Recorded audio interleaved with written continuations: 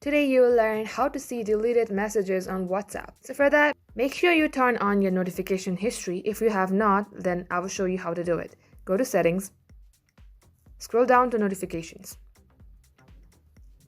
Go to Advanced Settings, go to Notification History, turn it on. Now let's try and send a message and delete it afterwards to see if it works or not. You can see that I have just said LOI. Now I'm going to delete it. You can see that the recent messages has been deleted. Now if we again go to Settings and go to Notifications and tap on Notification, scroll down Advanced Settings, Notification History, you can see that I have sent LOI at 10:30. But when we open our WhatsApp at 10:30, the text has been deleted. So this way you can view your messages even though they have been deleted by the sender. And this is all for today. Thank you for watching and subscribe for more.